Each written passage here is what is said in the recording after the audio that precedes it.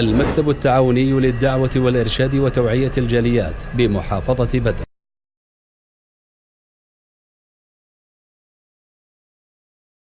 আল্লাহ রাব্বুল আলামিন আমাদেরকে 7টি দিন দিয়েছেন, যেটা সাপ্তাহিক 7টি দিন। এই দিনের মাঝে সকলে আমরা জানি যে শ্রেষ্ঠ দিন হলো জুম্মার দিন। রাসূল সাল্লাল্লাহু আলাইহি সাল্লাম ইরশাদ করেন যে ইন্না মিন আফদালি আইয়ামিকুম ইয়াউমাল জুমআহ, যে দিনের মাঝে সবচেয়ে উত্তম দিন হলো জুম্মার দিন। এই দিনে যে মৃত্যুবরণ করবে, রাসূলুল্লাহ বলেছেন মা মিন মুসলিম ইয়ামুতু ইয়াউমাল জুমআহ ওয়া লাইলাতুল জুমআহ ওয়াকাহুল্লাহু তাআলা ফিতনাতুল কবর, যে কোনো মুসলিম জুম্মার দিন অথবা জুম্মার রাত্রিতে মারা গেল, আল্লাহ রাব্বুল আলামিন তাকে কবরে ফিতনা থেকে রক্ষা করবেন। এই দিনে অনেক বৈশিষ্ট্য রয়েছে।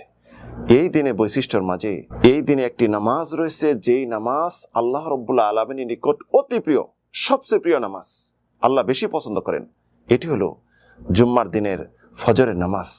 রাসূল সাল্লাল্লাহু আলাইহি সাল্লাম ইরশাদ করেন আফদালুস সালাওয়াতি ইনদাল্লাহি আযজা ওয়া জাল সালাতুল ফজর ইয়াউমাল জুমআহ, আল্লাহ রাব্বুল আলামিনের নিকট নামাজের মাঝে সবচেয়ে উত্তম নামাজ হলো জুম্মার দিনের ফজরের নামাজ।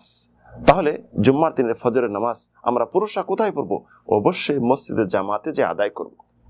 রাসূল সাল্লাল্লাহু আলাইহি সাল্লাম ইরশাদ করেন আফদালুস সালাওয়াতি ইনদাল্লাহি সালাতুস সুবহি ইয়াউমাল জুমআহ ফি জামাআহ, যে সবচেয়ে উত্তম নামাজ জুম্মার দিন সকালের নামাজ তথা ফজরের নামাজ জামাতের সাথে। আমরা প্রবাস জীবন হোক অথবা চাকরিজীবী যারা রয়েছি, তারা দেখা যায় শুক্রবার ছুটির দিন মনে করে বৃহস্পতিবার রাত জাগি 1টা 2টা 3টা পর্যন্ত, ফজরের আগে ঘুমিয়ে যাই, আবার ঘুম থেকে জাগ্রত হয়ে জুম্মার নামাজের জন্য আবার প্রস্তুতি গ্রহণ করি, ফজরের নামাজ ছেড়ে দিই।